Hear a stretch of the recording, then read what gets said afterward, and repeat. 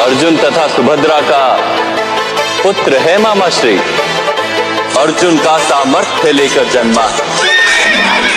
इस आयु में नारायणी सेना द्वारा बनाया चक्रव्यूह तोड़कर मध्य भाग तक पहुंच जाता है। नाम है अभिमन्यु। अभिमन्यु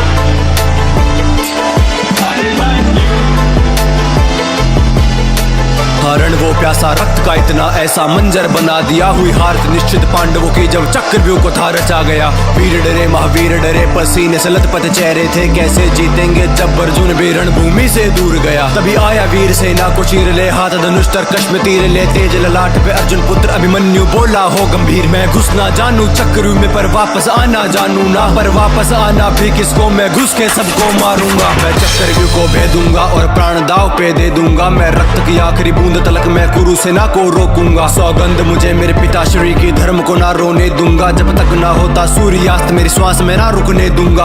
आज कटेगी गर्दन तब तक रण में होगा मर्दन। जब तक धनुष मेरे हाथों में शत्रु की भैंस चलेगी धड़कन। या तो जीत के मैं इतिहास रचूंगा या मर के इतिहास बनूंगा। गूंजेगा सुन आसमान में प्रत्यंचा की गर्जन।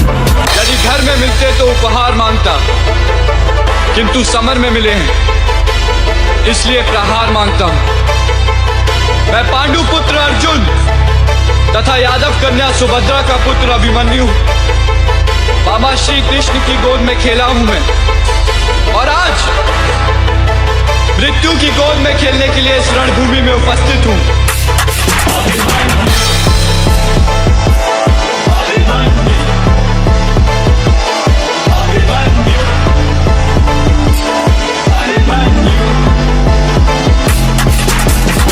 वर्ष की आयु में ही कर दिए लाखों मुंड खंड और भेद दिया था चक्रव्यूह को ले ज्वाला आंखों में प्रचंड। वो तीर पे तीर चलाता जाए वो रक्त की नदियां बहाता जाए। हाँ रक्त से उसने लाल किया वो कुरुक्षेत्र का भूखंड। नियति के द्वारा पर फिर षड्यंत्र ऐसा रचा गया। हाँ अभिमन्यु को तब रण में महारथियों के सामने खड़ा किया। तीरों से काटे तीर गदा से गदा को चकनाचूर किया।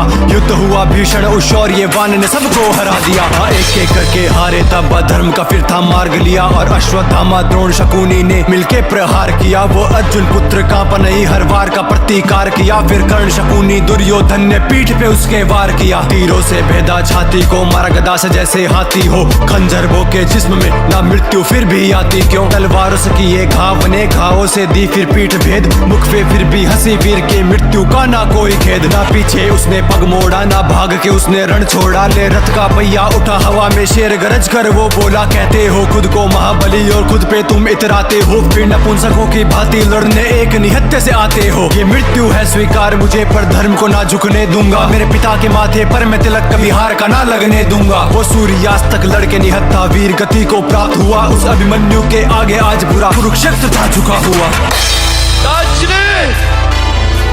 काकाश्री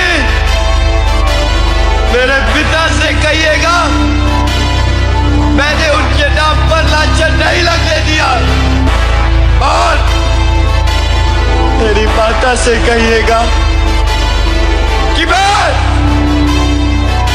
मरते समय भी पराजित नहीं हुआ।